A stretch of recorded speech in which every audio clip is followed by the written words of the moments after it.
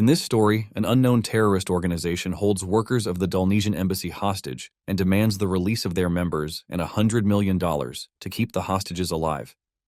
The government sends in local special forces, but the terrorists take them out like bugs, and they set up mines around the building so it's impenetrable by even a ghost. Speaking of ghosts, there's a secret operative called the Geist, the Ghost, who is known to never fail at a mission, but the terrorists believe it's just a legend. While they're still chatting, someone slips in and guts 5 squads of the armed terrorist group with just a blade, and they're unable to hit him with a bullet no matter how hard they try. After Geist takes them down, someone watches the recording of the whole thing and rejoices at how cool he moves. The man confesses that it's great to watch him work no matter how many times he watches it. Apparently, this is 3 years into the future, and the man is watching how the embassy hostage crisis was resolved. The man tells Geist that this is one of his favorites out of all his jobs, and he adds that this footage was secretly filmed with a special recon camera developed by their company. He looks back at Geist, who's tied to a chair, and he asks him where exactly he came from because his background is a mystery. The man tells Geist that he's a big fan of him because he's a legend who can take down 10,000 enemies all by himself. He adds that it's a shame to witness him being defeated by his insignificant, cowardly, dirty little scheme. He finds it pitiful that the ghost he admired so much would be taken out by a fleeting human emotion. The man points a gun at Geist's head and asks him if he has any last words, but Geist tells him not to think it's so easy to kill Geist the ghost. The man is pleased he finally got Geist to speak, but he believes he's just smiling as a bluff to hide his frustration. Eventually, the man mentions that he saved the child Geist found, and that makes Geist enraged. Immediately, the man fires a bullet at the legendary Geist, and he considers how boring the death of this legendary man is. Sometime later, Geist finds himself in the darkness, and he wonders where he is. He suddenly remembers that he was shot in the head by that man, and he wonders why he's not dead. He remembers the strong feeling of rage in his heart, and he wishes to find a way not to let it end like this. He considers it pathetic that he let his guard down because of that pathetic guy, and he realizes getting emotional is a failure as a professional. He can feel himself running, and he keeps hearing someone tell him to stop running, so he wonders why it's so noisy. Suddenly, he feels like he was hit in the back of the head, and he hears the footsteps of a man, and he guesses his height and body structure. When he opens his eyes, he finds a muscular man trying to hit him with a stick, but he quickly moves out of the way before he's hit. This annoys the big guy, who thought he had knocked him out with the last hit. This confuses Geist, and he wonders who this guy is. The big guy dashes towards him again, so Geist decides to defend himself even though he doesn't know what's going on. When the guy comes close, he punches him in the face. However, the guy doesn't seem fazed, and he asks Geist what the wimpy punch he just landed was about. The guy grabs him and throws him on his head, and Geist wonders why his attack had no effect. He was certain his punch connected, but when he looked at his reflection, he realized this isn't his body, and he couldn't recognize who it is. Geist wonders whose face he now has, but the bully behind him runs toward him to impale him with a stake. The guy tries to pin Geist down, but he suddenly disappears from under him, shocking the big guy. By his side, Geist looks at him, so the big guy angrily asks him where he learned to move like that, as opposed to just letting him crush him obediently. The big guy comes in to punch Geist again, but he dodges the attack. Next up, the big guy swings his wooden stake and Geist dodges that too. He realizes that the big guy's movements are simple and easy to read, so he should be able to dodge him. However, the issue is that this new body of his can't keep up with all his thoughts and techniques. Judging from the last hit, he knows that it'll be difficult to defeat the big man if he just fights the way he normally does. This time, he decides to change strategy, so he pours some of the dirty water on the ground in his face to distract him. When the big guy cleans his face, he looks around and finds out that Geist is gone. While he wonders where he went, Geist watches him from the top of a tree. He realizes that whoever owned this body barely exercised because of how out of breath he is just from climbing a tree. Firstly, he decides to assess the situation he's in. He remembers that he was shot in the head by a man with a terrible voice, and now he's in the body of a young man that he doesn't know. Judging from the uniform, he figures that he's in high school, but he still wonders where on earth he is.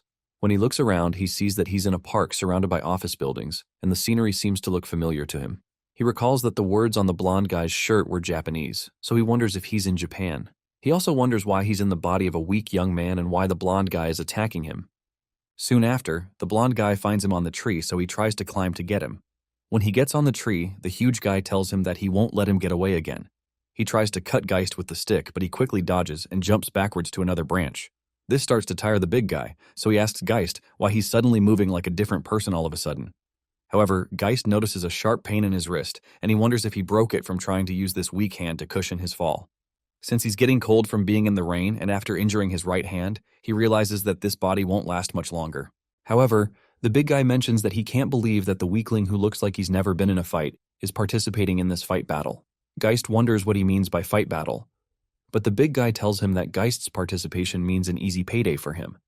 From those words, Geist realizes that it's a battle where one gets money to win, so he starts to get what's going on. Eventually, Geist tells the big boy that he's going to teach him something. The big guy wonders what on earth he's going on about and why his personality has suddenly changed.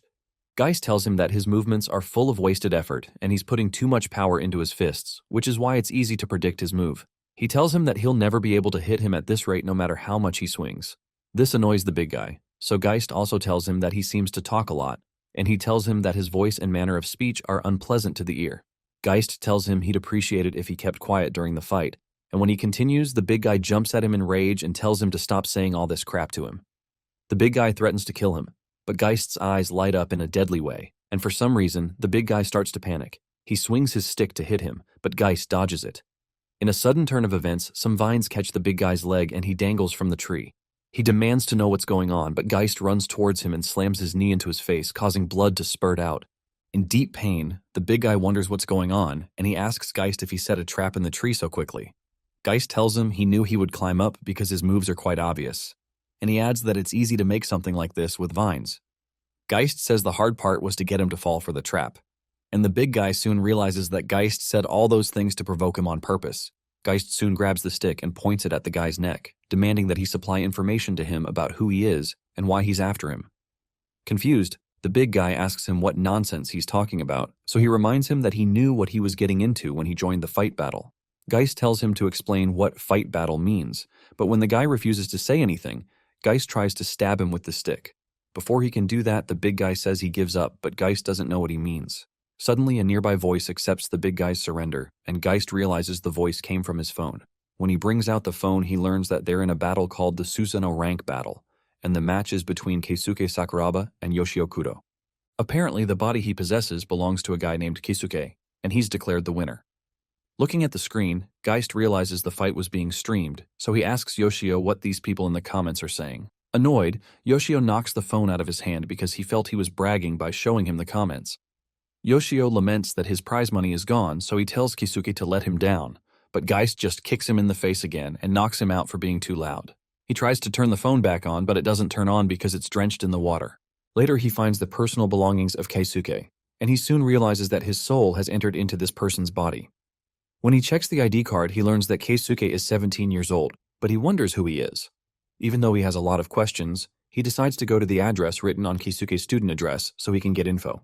Geist walks through a place called the Izumi Shopping District, and he realizes that Japan never changes. Suddenly, he hears a lady scream when a thief snatches her bag and starts to run. The guy runs towards Geist, who thought Japan was supposed to be safe. Until he gets a handle on the situation he's in, he decides not to get into any trouble and keep moving. However, the lady screams out to plead for help again, and that makes Geist remember the kid he tried to save in his past body. When the thief runs past him, Geist grabs his arm, causing the guy to drop the bag. While the guy is shocked, Geist throws him to the ground and subdues him by twisting his arm backward while he's still on the ground. As usual, Geist's body is surrounded by the strange killing aura he has when he's fighting, and his eyes change to the color blue. Suddenly, he returns back to normal, and he's surrounded by several people in the district. The lady whose bag was stolen, Manaka, rushes through the crowd, and another friend of hers, Chinatsu, signals to her to come closer. When they get there, the ladies can't believe that it's Chinatsu's big brother, Keisuke, who pinned the guy down. Chinatsu asks Keisuke what he's doing, so he realizes that he seems to have gotten himself into trouble. After they're questioned by the police and released, Chinatsu asks Keisuke if he's always been secretly strong this whole time, but he doesn't want to tell her. While he's thinking, Manaka tells Chinatsu she should know Keisuke wouldn't hurt a fly, so Geist finally gets an idea of something he has no choice but to use. When Chinatsu asks him why he's so quiet, he changes his demeanor and says he was quite scared. He tells them he just stuck his arm and leg out, and it all happened by chance. He rushes to Chinatsu to ask her if she's okay, and the ladies finally calm down that he's returned back to normal. Later, Chinatsu asks him where his glasses are, so he says they broke when he fell earlier that day. Chinatsu asks him if he's okay, but Manaka tells him he's so clumsy. After the ladies leave, Geist returns back to his normal self, and he figures that he played Keisuke's personality pretty accurately.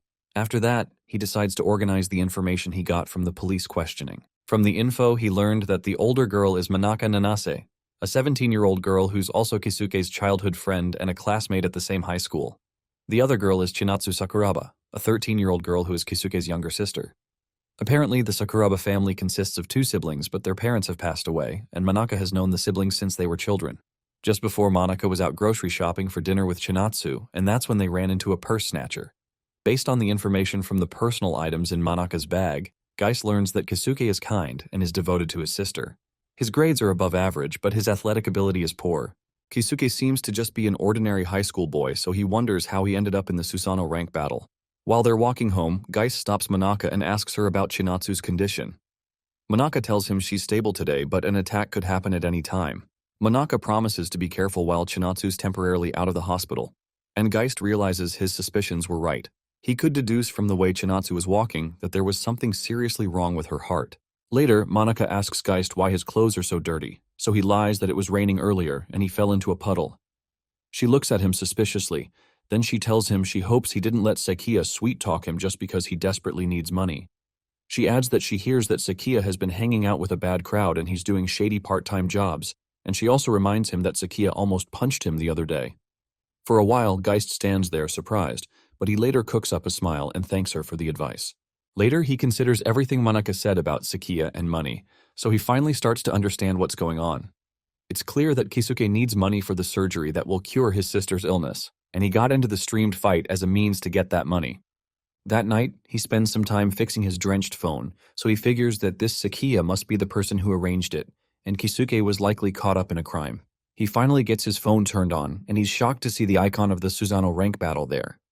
The scary part is that he remembers seeing this same icon on the lapel that the man who killed him was wearing. He plugs the phone into a computer to see if he can hack into the app, but he's unable to because the protection is tight and the laptop he's using is consumer grade. He knows the app is the one for the Susanoo event, and they probably use it to film and broadcast everything, but he wonders why the icon is the same one on the badge the man was wearing. He still can't figure out the connection between him and Kisuke, but he doesn't believe this is a coincidence. He knows that his death and Susanoo are connected in some way and that the man who killed him is behind this app. Geist goes online to research the Susanoo app, and he gets conflicting views about whether it's real, and several people seem to be wary of it. Susanoo is a battle event where you gain the right to participate by installing an app that can be obtained through a dark route. The location and time of the battle are randomly matched by the app, and the match immediately begins. They secretly broadcast the fight nationwide using the latest film technology. There are also dark rumors that the app's parent company is connected to government agencies, so that might explain why the illegal activities haven't been prosecuted, which means someone might be covering them up. Even though folks on the internet don't know if it's real, Geist knows it is, and it's clear from the 1 million yen that was transferred to his account for winning the last fight. Geist realizes that the organization behind the app must have ridiculous influence, but the shocking part about this whole thing is that it's been 5 years since Geist actually died. The day he was murdered was May 11th, 2023. Which was exactly 5 years ago. Geist figures that the reason he might not have heard about Susanoo or the organization running it while he was alive is because they rapidly grew in the 5 years after he died. He also wonders if they grew so fast because he died. Perhaps they might have known that he would track down the app's developer and crush them because he had infiltrated their organization at that time. He wonders if this is why that man used his sister to kill him in his past life. While he's thinking, a lady named Kanai enters the house and loudly announces her arrival. From his research, Geist knows this is Kisuke's aunt, so he decides to keep going with Kisuke's personality, and he cheerfully welcomes her home. He thanks her for her hard work as always, but she jumps on him and tells him to remove the honorific in her name and call her Kanai-chan, because it makes her sad when there's a wall between them.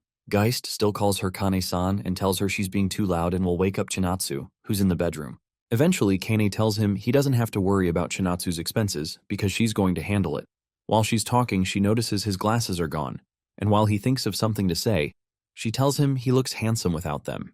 She jokes that she'd go on a date with him if she were a little younger, but she suddenly starts vomiting.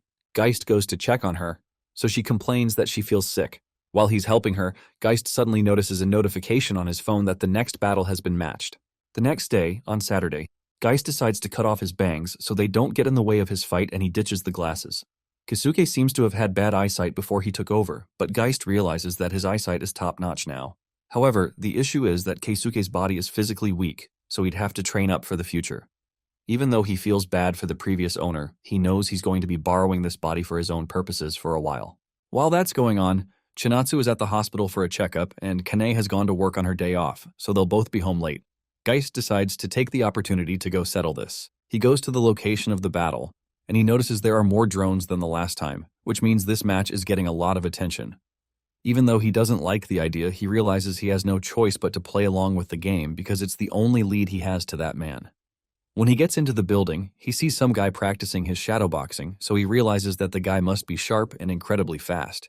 When the guy notices him, the guy apologizes for not noticing him sooner and explains that he was filming a video to stream on his channel before the match. From the research he's done, Geist knows his name is Takeshi Mukai. He's a combat sports YouTuber.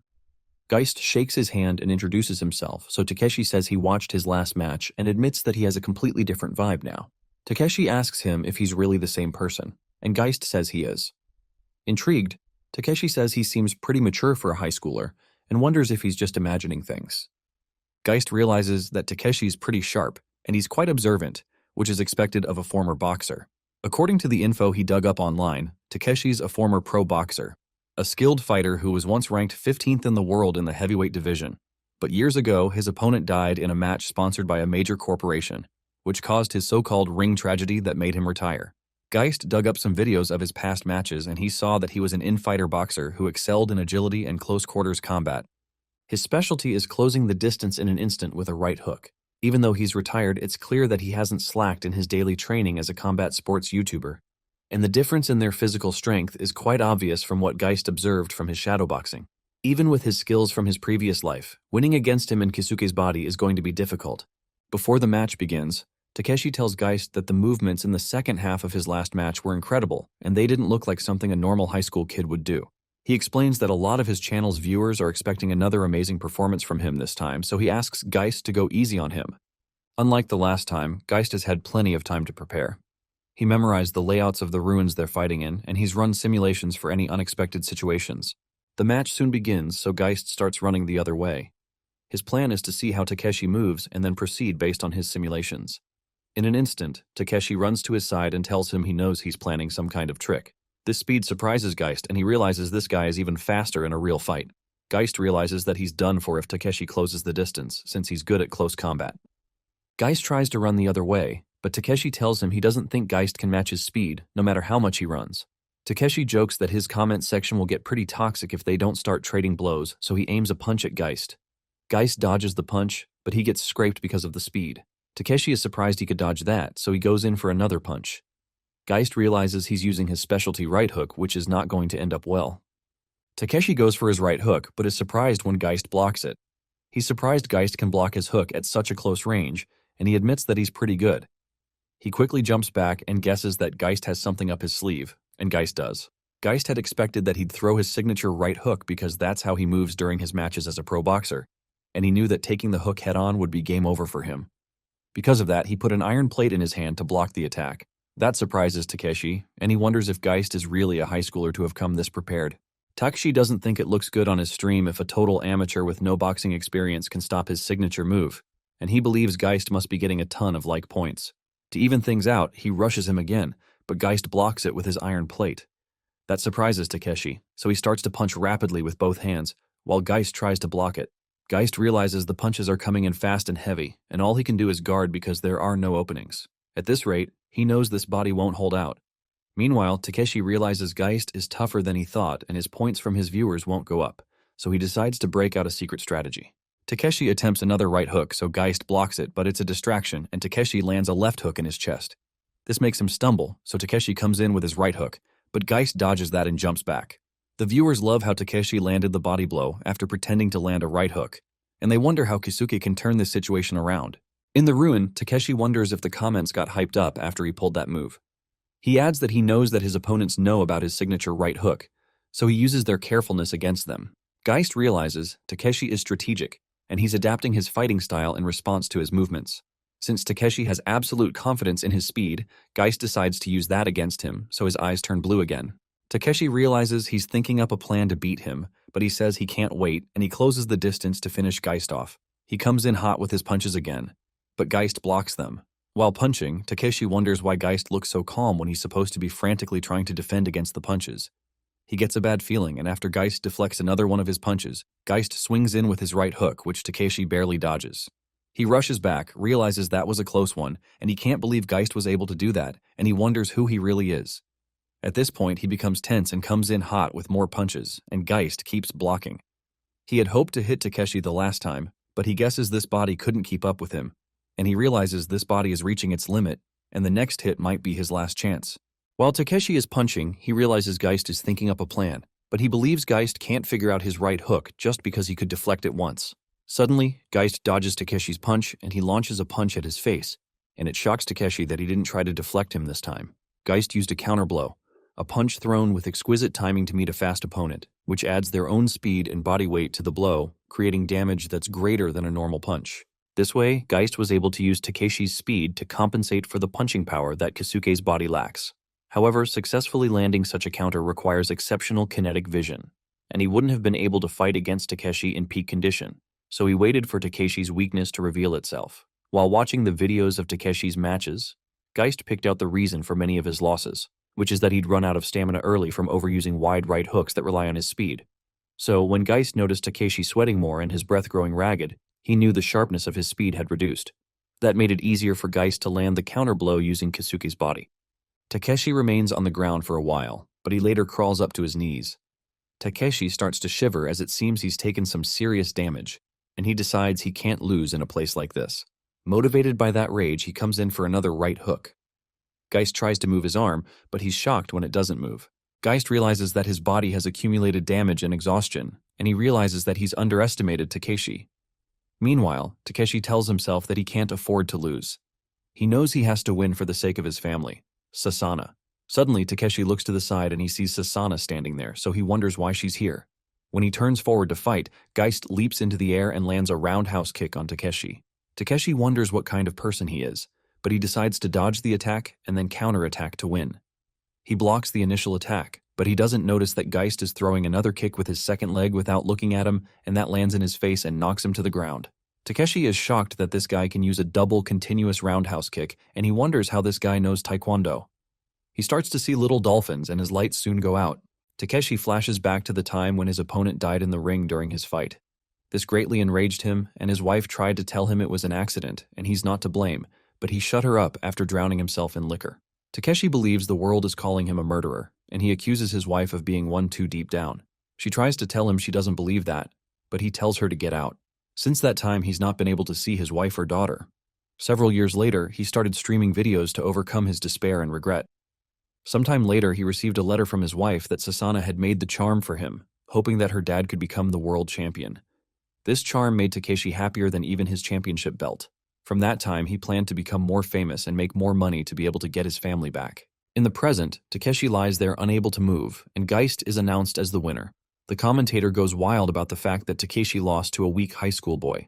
Geist picks up the charm, and he realizes he would have almost lost if Takeshi hadn't suddenly stopped, allowing him to land 2 consecutive wide-swinging roundhouse kicks. He wonders what Takeshi was even looking at, and when he looks around, he sees a girl standing there. The girl asks him why he's doing something like this, and it turns out to be Manaka. Geist wonders what she's doing here, and when the drone notices her intrusion, Geist drags her out so they can leave there. After escaping the place, Manaka pants profusely, but Geist asks her why she was at the abandoned building. She tells him she came to see him because he looked strange when they met yesterday, so he asks her how she knew he was there. She reminds him that his phone and hers are sharing location data because of what happened with Chinatsu in case something happens. Geist realizes he didn't take note of the tracking app on Kisuke's phone, which was careless of him. That night, Geist heads out and jumps down from very dangerous spots. He's doing parkour, an athletic discipline originating from France. Due to its flashy and acrobatic movements, it's often seen as a risky extreme sport, but in reality, it's a scientific training method based on its own unique philosophy. It is not about enjoying death-defying thrills, but it's about understanding the functional limits of one's own physical abilities and then pursuing one's full potential. Even though it's dangerous, it's the quickest way to learn how to use this body. While checking the muscle mass in his arms and legs, the range of motion in his joints, and other things, he's able to push them to their limit. He can learn what his current self can and cannot do.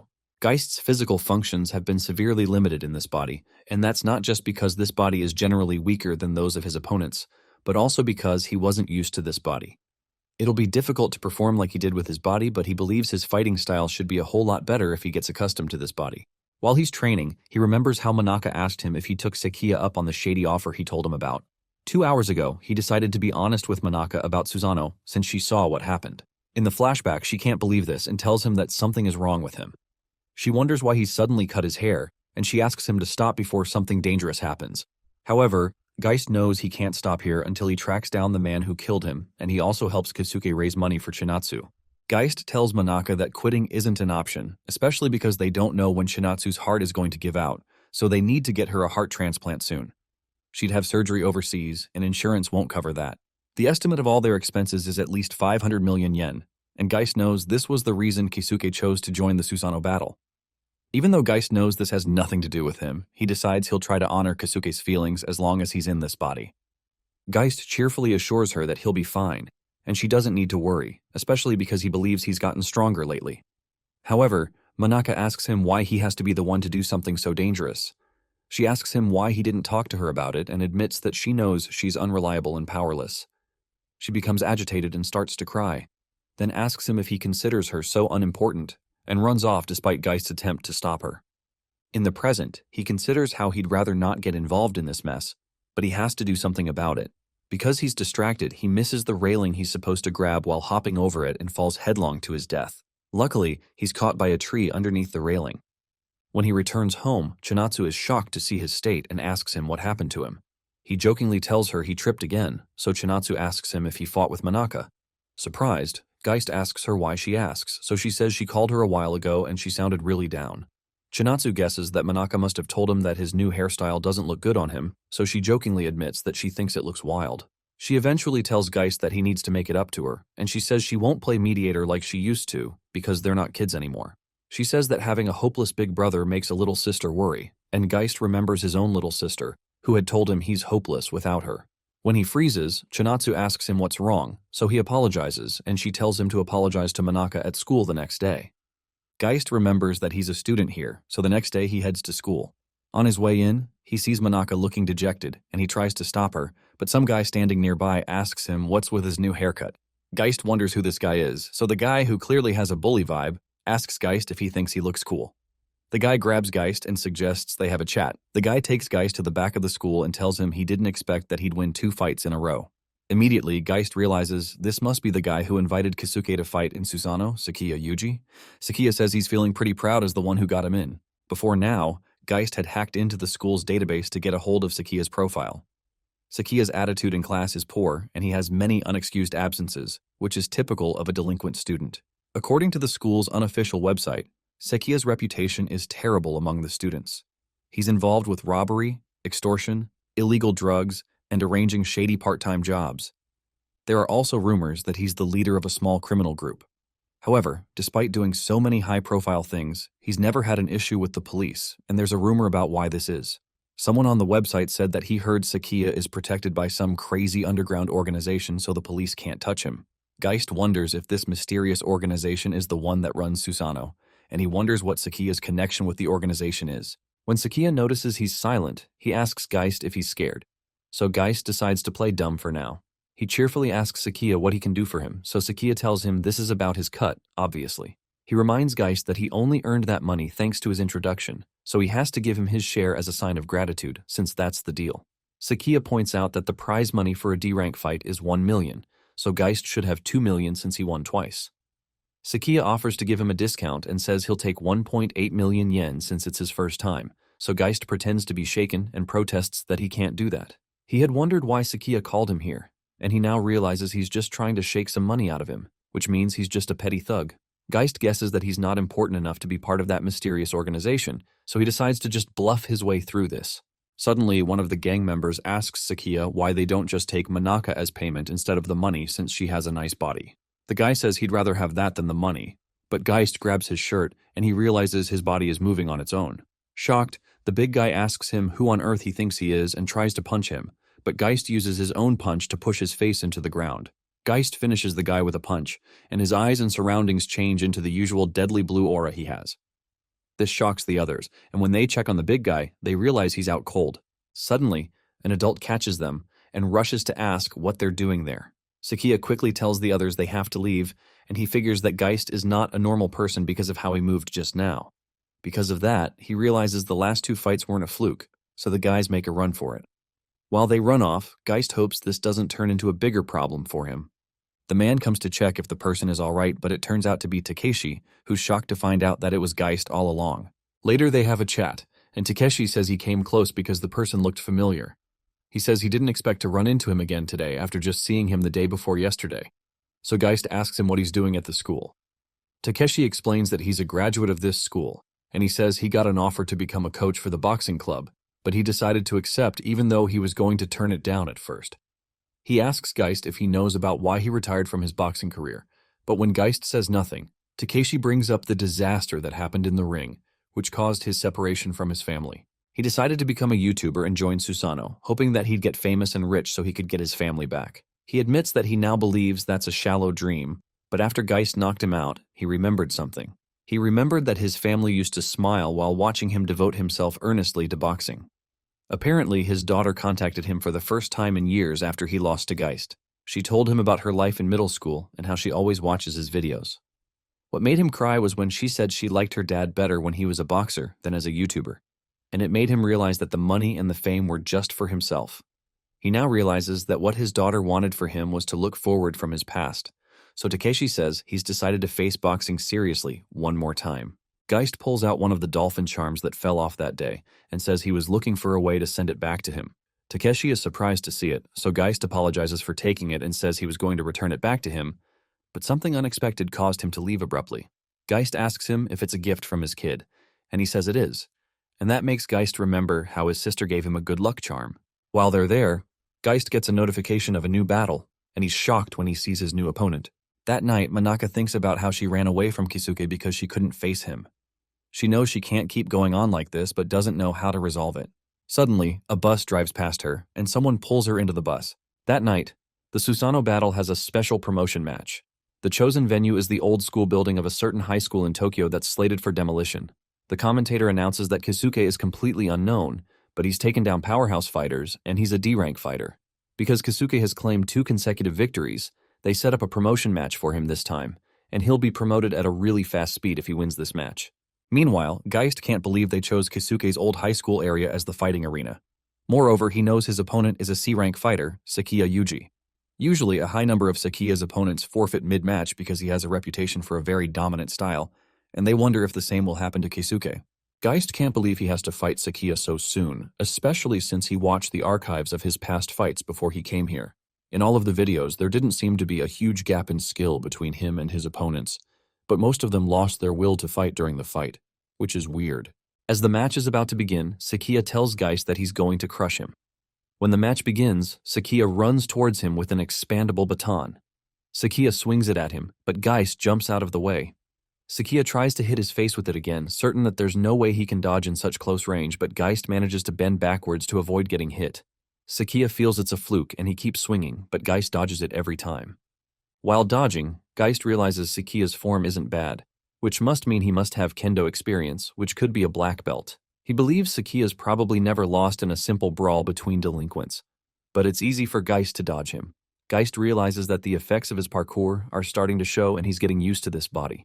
Eventually, Sakia tells Geist that just because he got a little stronger doesn't mean he should get carried away. He asks Geist to take a look at the school building across from them, and when Geist looks, he notices the other gang members holding Monika hostage while caressing her. Geist realizes Sakia wins by taking hostages to threaten his opponents and torture them for his own amusement. And he warns him about what will happen if he resists because they're going to have a taste of Monika. He tells Geist he wonders what kind of noise she'll make when he touches her right in front of him, and Geist realizes Sakia is a sadist who gets pleasure from torturing those he looks down on. Even though Geist feels bad about the present situation, he can't forfeit his goal of finding the organizers behind Susanoo by letting Sakia win. When Sakia swings at him again, his body freezes, causing Sakia to land a blow on Geist's forehead. Geist wonders why his body has suddenly frozen again, and Sakia calls him a good boy. Geist realizes he can't move his body, so Sakia strikes him again, and he wonders if the body is rejecting his will. He remembers this feeling from when he grabbed the big guy and pummeled him. He knows that the only person who can do this is Kisuke, and he realizes Kisuke is alive inside this body. Eventually, Sakia tells Geist that he might accept his surrender if he begs for forgiveness, but Geist's eyes suddenly light up in a blue aura. This pisses Sakia off, so he tries to wipe the cockiness off his face with his baton and smashes the baton into his face multiple times. The commentator wonders what's wrong with Geist and why he can't do anything against Sakia's assault. Meanwhile, one of the gang members tells Manaka that it's her fault that her boyfriend is getting beaten to a pulp. Meanwhile, Manaka cries and hopes that Kisuke would run. While that's happening, the big guy behind her gets a sneak peek of her jugs, which makes his mouth water, so he decides to cop a feel. Before he can do that, the other guy stops him and reminds him that Sakia told him to save the fun for last. The big guy, Chono, wonders what the issue is with having a little taste, and the last guy, Suzuka, agrees because all they get is scraps after Sakia's had his fun. Chono starts to untie Manaka so they can have their fun first, and Manaka realizes these guys are going to defile her. Once he unties her, she makes a run for it, but she gets stuck at the window because she's unable to open it. The guy soon finds her, and Chono tells her she's an idiot because this is the 4th floor and there's nowhere to run. Chono mentions that forcing a girl who's trying to run is a turn-on, but the third guy tells Chono that Sakia is going to beat him to a pulp later. After Monica opens the 4th floor window, she spots a nearby pipe and climbs down. This shocks the guys, so they try to stop her from getting herself killed, but Manaka keeps going down the pipe. Suddenly, the pipe detaches from the upper one.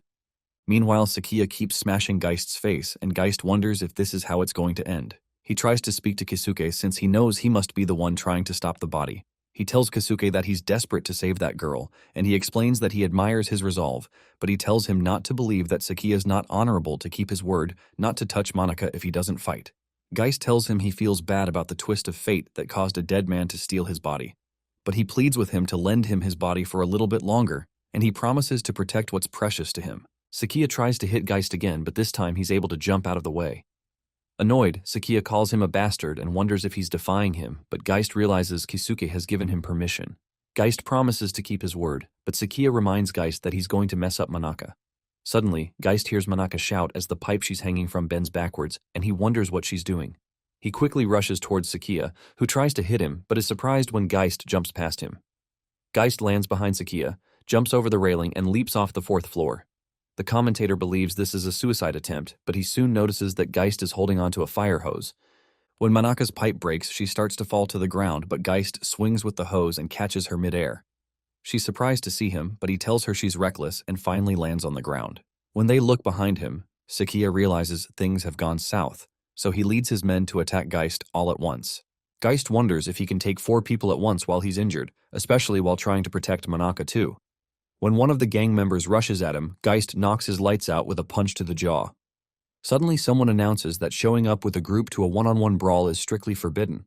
The man demands to know what the meaning of this is, and wonders why others have intruded in what should have been a standard one-on-one street fight. Geist realizes that the hooded man who's interrogating them is Takeshi, so he wonders why he's here. Geist asks him what he's doing here, but Takeshi goes into a battle stance and says they'll talk later. Suzuka brings a knife to a fistfight and tries to slash Geist, while Chono tries to ram them with a chair so they'll hand over Manaka.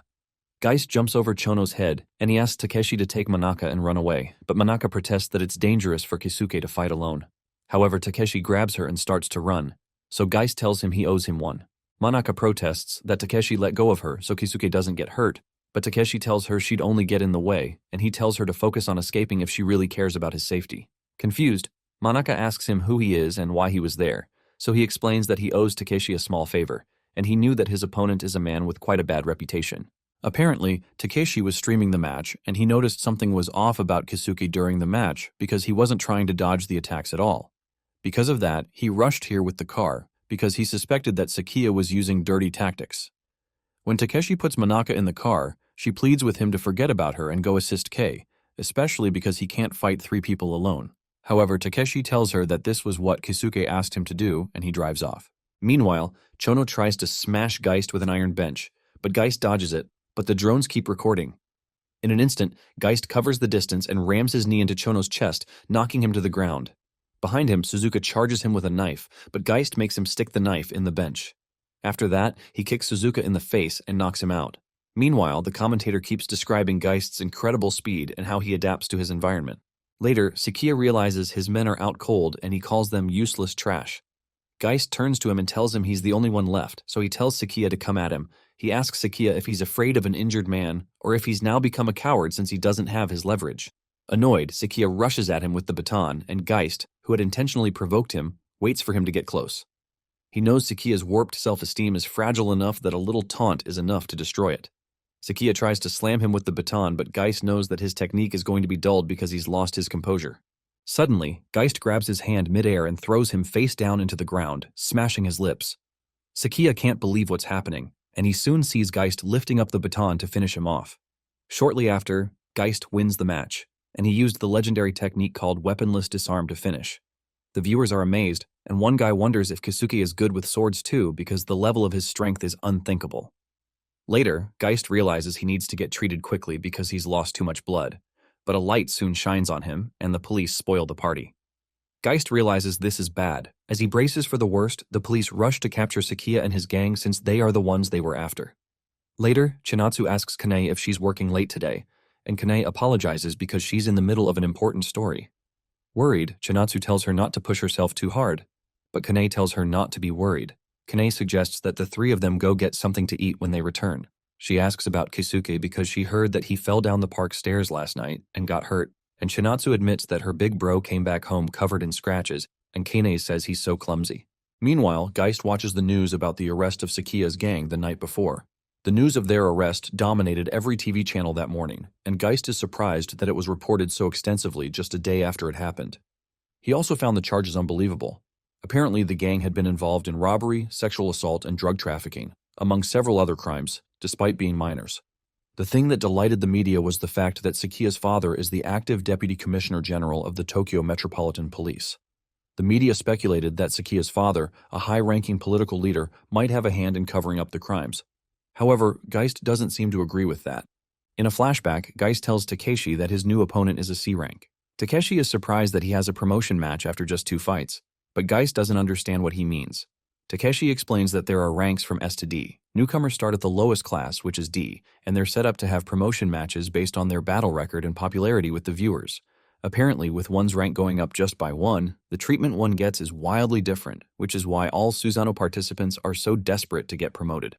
Apparently, C-rank fighters get their crimes overlooked by the police, which surprises Geist. In the present, Geist remembers that there was something off about the action of the police the night before. They ignored him and arrested Sakia, and if the rumor Takeshi mentioned is true, this would mean that Susanoo's management has even the state's authority in its pocket.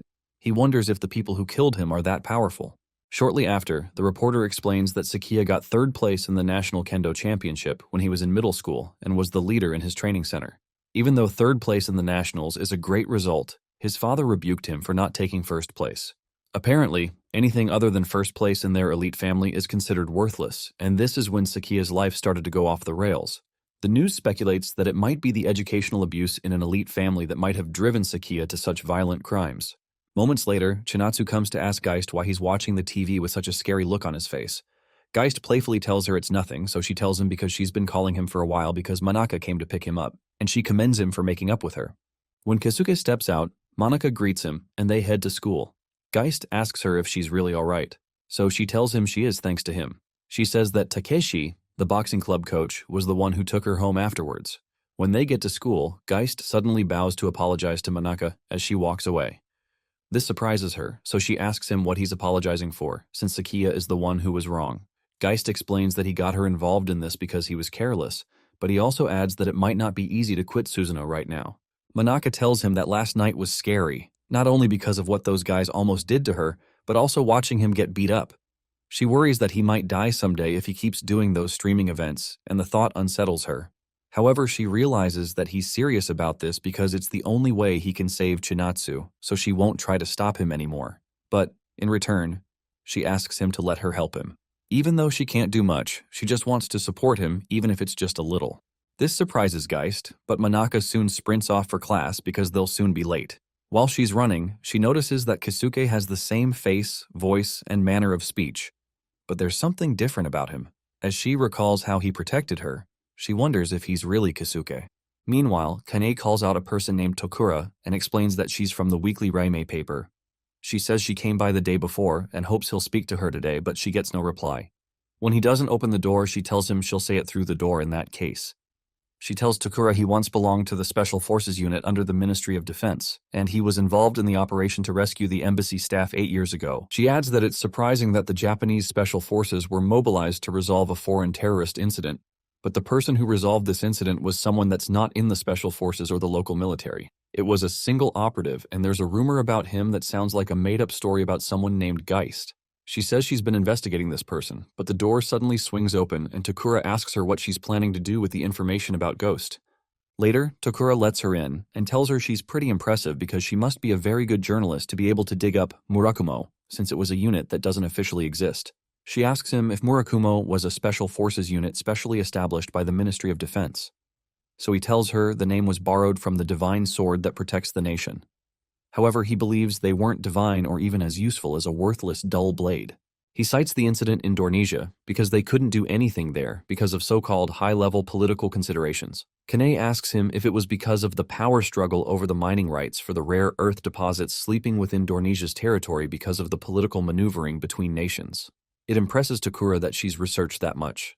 Apparently, 8 years ago in the Republic of Dornesia, Takura, who was a squad leader, demanded from the base to know how long they'll keep waiting and putting the lives of the hostages in danger. Dornesia's rare earth elements had only just been discovered at the time. Because Dornesia didn't have technology, they couldn't mine them independently. Because of that, there was a silent standoff between major powers over the mining rights. On the comms, Lieutenant Takura is told to watch his mouth because the decision of the higher-ups is absolute. Other major powers that wanted to take over the mining rights didn't want Japan to take the credit for resolving the terrorist incident to gain a favorable advantage in acquiring those rights. As a result, their unit was forced to stay put, even though they could have saved the lives of the hostages that were right in front of them. Suddenly, one of Takura's men informs him that communication with the embassy has been restored. Apparently, all the terrorists have been subdued and the hostages are safe. The report shocks Takura and his men, especially because they didn't hear anything about another unit making an assault. Suddenly, a man appears on the roof of the building that seemed like a ghost. Apparently, he had eyes as cold as ice, a quiet killing intent wrapped around his entire body, and a presence that you could barely detect. The man started to fade away, and Takura was only able to see him for a short period. In the present, Kanai is surprised to hear that Geist really existed. She expresses her gladness in getting this interview because she's finally been able to get a testimony from the first person to ever see Geist. However, Takura tells her to stop because he didn't let her into his room to talk about Geist but to warn her. This confuses her, so he tells her he was once a member of the Ministry of Defense's Special Forces, which is an elite background, but just like him, she'll end up a miserable, unemployed, middle-aged person if she doesn't turn back. He says he barely survives in a grimy, cheap apartment, just surviving on his severance pay, and he says he ended up like this because of Geist. He tells her she'll meet the same fate if she tries to get involved with him, and he asks her to give up on the investigation for her sake and for her family's sake. As he walks away, Kanai admits that she knows there are things that are untouchable in this world, but she can't stop her investigation until she uncovers the truth, because the person who took her sister's life might have been Geist. This shocks Takura, and he remains speechless. Sometime later, two men talk about how the progress of their experiment hasn't been great. Apparently, the compatibility rate with the new drug isn't consistent between test subjects. One of them suggests they pushed the higher-ups to increase the number of specimens, and the other guy also wonders why they've not been able to find the origin. While they're talking, a lady vacuums the floor nearby, and one of them tells her to quiet down and do her cleaning farther away. The lady quickly apologizes and walks away, so the other man tells his colleague that this isn't something they should be discussing with outsiders hanging around. They head into a secure path of the establishment to keep talking, but the cleaning lady continues her work. Meanwhile, Geist watches her through a scope, and he confirms that this is where Izanami Pharmaceuticals is located.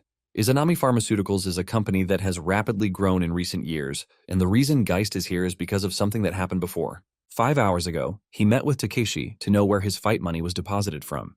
With his permission, he dug into the flow of the funds behind the money from the fights, and he compared them with the route of the money he's also personally earned. Both payments pass through various companies in a complicated chain, but the common point between them is this Izanami Pharmaceuticals. In the present, he prepares to infiltrate the building, and he fires a grapple hook towards the building to swing towards it. He hopes to be able to find information about the man who killed Geist if he searches this building. In a flashback, some lady tries to hack into a system but realizes the protection is tough. She eventually hacks in successfully to get the blueprint of the military facility, which is their next target. This happened 7 years ago, and she turns to Geist, who tells her she's as sharp as ever, referring to her with the name Amane. She jokingly tells him to praise her more and adds that as long as he has her special hacking tool called Uzume, he can do this on his own.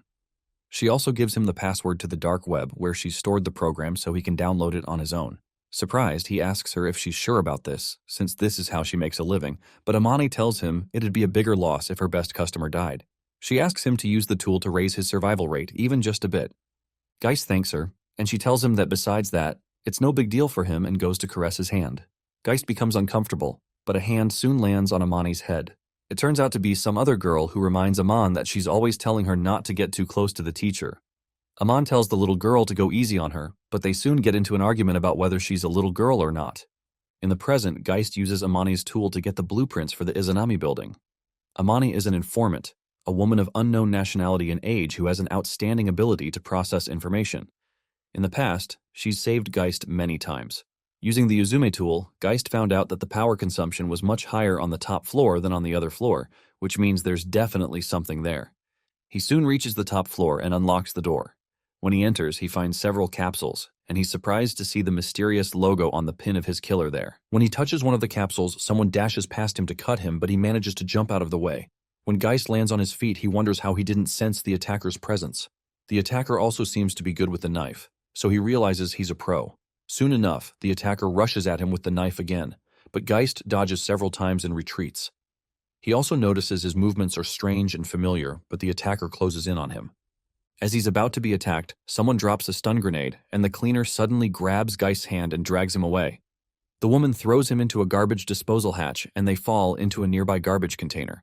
The woman calls him an idiot and says she had to use her precious escape route because of him, especially since she went into so much trouble to sneak into Izanami, but it's now all for nothing. While she laments, Geist is surprised because of the great resemblance she has. But he soon calls her name, which surprises Amane. Shortly after, Amane takes Geist in her car, and she tells him there's no way a scrawny idiot like him is Geist. She says her Geist is more good-looking, sexier, and cooler. As she tries to look for a place to drop him, Geist calls out a certain code. This confuses her, so he tells her that it's the password she gave him, and he says he was able to use it to download the hacking tool. He says her Uzume came in handy, even though he rolled his eyes at the silly password. Amane looks at him dumbfounded, so she asks him the name of her first love to confirm it's really him. He tells her the name, so she asks him if he knows the song she once played at her funeral. He tells her that also, so she asks him what the last digits of the password mean, and he tells her it's the date they both first met. This makes Amane scream, and she soon starts to lose control of the steering. The thing is, terrorism and military conflict are worldwide problems. Ghost special agents, Geist, solve them in secret. Like ghosts, no one must know they exist, but ghosts need helpers, information brokers like Amane, gunsmiths, and suppliers. These are usually the only people that can know Geist's real identity. Later on, they enter into a subway, and Geist asks about Yuen, so Amane tells him the old gunsmith is dead. He asks about some other people named Olivia Blitz and Stephen Licht, so she tells him that the CIA lady and her two subordinates are all dead. Geist realizes that most of his helpers are gone, just 5 years after he was killed. Amane mentions that all the people tied to him are mostly gone, so Geist figures that they killed him and joined the organization of his killer. Geist asks her how she's been able to remain safe, so she tells him she's not easy to kill. She also tells him that one more person linked to Geist is still alive. She calls this person Tokura, the Japanese curry girl, a hot-blooded lady that Geist kind of liked. However, after Geist died, she was said to have embezzled some money and got fired. While they're having this discussion, Kanai leaves Tokura's house. In the subway, Amane tells him that there's no way Tokura would have done that since she was very straightforward, so she was most likely framed. Amane soon leads them to the hideout, and she explains that the bunker was built for the final Finland battle in the Pacific War. Because it's not on any map, the country's forgotten it exists. She jumps on a bed and explains that they finally found it after running forever. Eventually, she points out that there's only one person's safety Geist cares about the most, and she tells him she'll be pissed if he dares apologize because of what happened to her or their other dead mates. Geist finally asks about Mina, so Amane says she's missing because she'd have shown up in her database if she were dead. Amane says Mina's definitely alive, and there's no way she'll die easily since she was Geist's only apprentice. She hands him a soft drink since minors can't drink booze and asks him how the heck he's now a high schooler after 5 years. Geist changes the topic and asks her if she picked up anything in Izanami, but she says Izanami's system is rock solid and can't be easily hacked. This surprises Geist because Amane's quite skilled, so she admits that it shattered her pride. She says she decided to spend 3 months as a cleaning lady but eventually came up with nothing. Eventually, she says the only way to get close is to climb up the ranks with Susano and become champion. Meanwhile, Geist's killer watches the recording of the fight that happened between his guard and Geist, and his skills impress him. He wonders who this is and how he could make it all the way to the top floor without being noticed by security or his guard. He wonders who this mysterious person is, so he tells his guard, who seems to actually be a lady, to treat him well next time. The man considers it intriguing that this person fights like the person he knew before. He breaks the screen using his fingers and says they might need to begin an investigation. Sometime later, Manaka teaches Chinatsu some math, which she easily understands. Chinatsu tells Manaka she's a very good teacher because it wouldn't be this easy with her brother. She adds that her brother has been busy lately, so he doesn't have time to teach her as much, and she adds that for some reason, she thinks her big brother seems to have changed a little. She wonders if it's her fault that her brother is pushing himself too hard and she feels like her brother is going far away. Manaka remains unable to say anything because she knows Chinatsu's worries are spot on. She knows Kisuke is fighting for Chinatsu, and she wonders if Kisuke changed because he's pushing himself too hard to fight. She eventually grabs Chinatsu's hand and tells her it's okay. She reminds her that Kisuke is her brother and he's not going anywhere. She assures Chinatsu that she won't let Kisuke go anywhere. Manaka decides she'll be the one to support Kisuke. Even though she considers herself weak and unreliable, she doesn't want to lose the kind person Kisuke used to be. Oddly, Chinatsu asks her if she's expressing love for her brother, and Manaka quickly drops her hands and becomes red in the face. Confused, she asks Chinatsu what she's talking about, but Chinatsu mimics how she said about not letting Kisuke leave her side and says it's love. However, Manaka corrects that she didn't say that, but Chinatsu tells Manaka she completely approves of him and her brother. She tells Manaka to tell him next time instead of telling her, but Manaka reminds her not to tease her. Eventually, Chinatsu thanks Manaka, which surprises her. Shortly after, Geist arrives, so Chinatsu steps out to welcome him. She's surprised to see him carrying in Kanai, whom he apparently found passed out drunk in the elevator hall. He puts her on a chair and says, "It looks like her interview didn't go well today." Soon after, Kanai starts to talk about a fool who is just moping around forever. She rambles on about someone who told her he has no intention of getting involved with anyone anymore and calls the person a narcissistic pretty boy. Then she tries to tell Kisuke not to become a loser, who's always hung up on the past like that.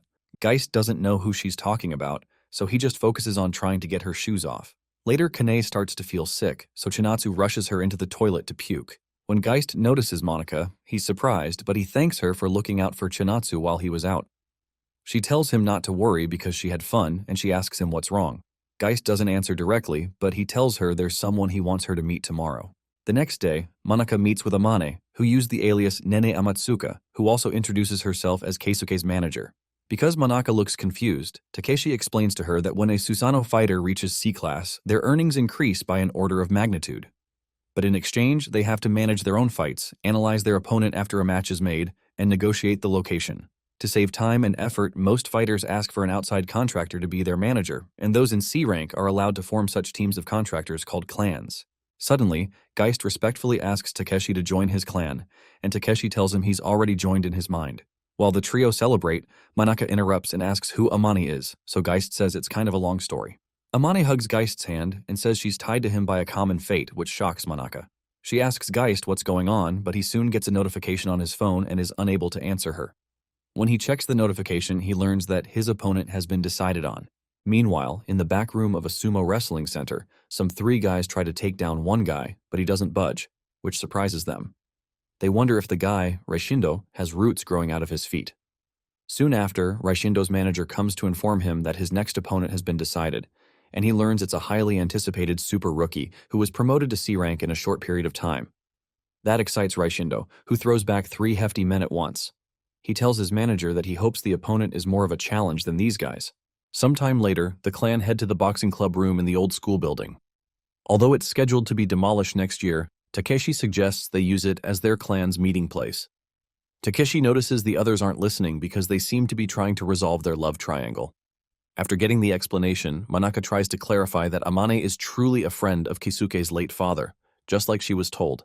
Manaka still doesn't seem convinced. So Geist explains that Amane used to work at a company that did business with his father, and he says he met her a few times when he went to his father's workplace a long time ago. He adds that she's a very capable person, but she likes to joke around a bit, so Amane apologizes for her behavior and tries to calm Manaka down by saying she's into old men. Manaka appears relieved and confirms that they are not in a relationship, Amane notices how relieved she is and finds it fun to tease such an innocent girl, just like the old days. Eventually, Manaka mentions that it's clear that Amane looks to be about twice their age, and that hits Amane right in the face. When Amane turns around full of spite, Geist tells Manaka to let her be, but Manaka doesn't seem to know what's wrong.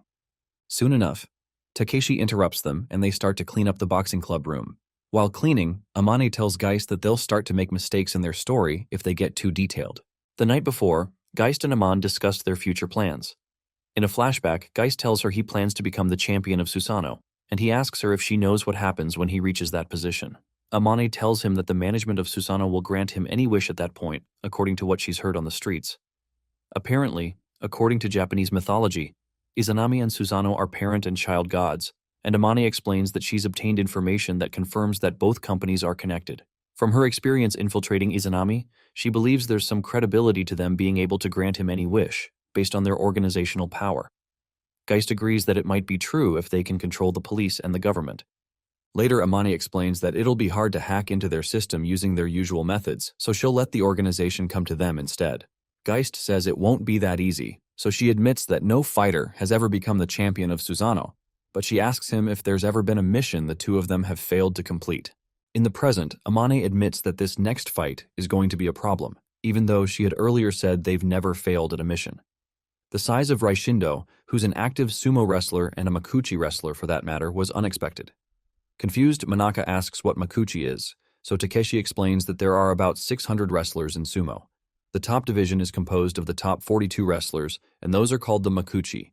Basically, a makuchi is a pro among pros.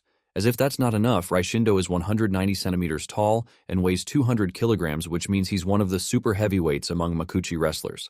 The physical difference between him and Keisuke seems quite hopeless. Takeshi tells Geist that from C rank on, he has the right to refuse a match, although that will cost him points and the risk of being demoted. Takeshi explains that this opponent is just too much, and he advises Geist to refuse the match even though it's frustrating. However, Geist watches a video of Raishindo and points to the cloth around his waist, which he refers to as a kesho mawashi. Takeshi says it's a mawashi, which a wrestler wears during the ring entering ceremony, which is usually a gift from the wrestler's sponsor. This surprises Geist, but he tells Takeshi that he'll take the match, which shocks Takeshi. Meanwhile, Kane watches a sumo match on TV. While she's chilling, Geist enters and is surprised to find Kane home early. Kane welcomes him and explains that she took a paid day off and says she was hoping they could all go out for dinner that night.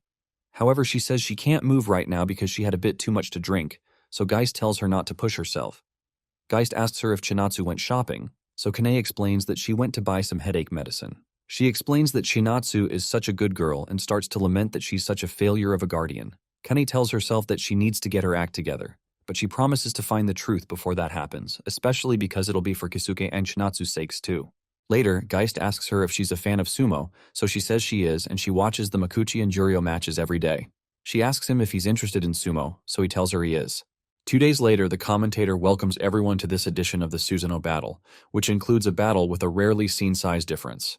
The commentator explains that it's a fight between a giant and a dwarf, and he asks the viewers if Keisuke can defeat the giant Raishindo. Meanwhile, Raishindo notices that this rising rookie he was told about is just a skinny kid, so he plans to snap his skinny body into two. The viewers watch in anticipation and they can't believe what they're seeing. The commentator announces that the match will begin shortly, but Raishindo charges into Geist and carries him, telling him that he'll regret challenging the great Raishindo in his next life. Geist is completely shocked, and he soon finds himself on the ground. The commentator ignores the fact that the match hadn't officially started and starts to talk about how powerfully Raishindo threw Geist to the ground. Through his earpods, Raishindo's sponsor tells him to give the viewers a better show so they can get more views, but Raishindo tells him it's not over yet. Raishindo says there was no impact because the little punk dodged his charge. Shortly after, Geist gets back up and the clan is relieved while watching the fight. Takeshi admits he was worried that was the end, and he points out how Geist jumped back at the moment of the impact and canceled out the force of the charge. Amane tries to reach Geist through the comms to ask him if he can still fight, and he tells her he's a little dizzy but he's still good to go. Later, Raishindo calls Geist a little punk and tells him he did well to weather his charge and admits that he's a little shocked that a novice could dodge it.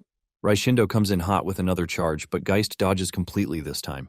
When Raishindo turns back to look at him, Geist lands a kick across his face. However, Geist is surprised when Raishindo doesn't move, but just jokes that it seems a bug landed on his face. It's clear that Raishindo is completely unscathed. Meanwhile, the clan is shocked since Kisuke's kick landed. In the match location, Raishindo charges at him again, but Geist runs out of the way. Geist realizes that a blow to the head won't work on the wrestler. Apparently, the force of a Makuchi wrestler's charge is about a ton. Meanwhile, Raishindo misses Geist when he charges at him and slams into a nearby truck and destroys that side of it. Apparently, Makuchi takes these types of charges to the head for 15 days every tournament, and it's like being in a car accident every day. Takeshi remembers that Kisuke's ability to read his opponent's movements is top-notch, and he uses his opponent's movements to land counterattacks on them. But that seems hopeless now, because of the physical difference. Raishindo tries to grab Geist again, but he dodges it by the skin of his teeth. He soon realizes that Raishindo is pretty fast for his size, and he knows he'll be down if he gets hit just once. To his surprise, Raishindo locks arms with him and jokingly asks him if he thought all he could do is push. He tells Geist that he's got 4 different moves, and he throws him face down. Takeshi shouts through the comms to tell Geist not to resist, but to just let himself be thrown, and Geist does just that.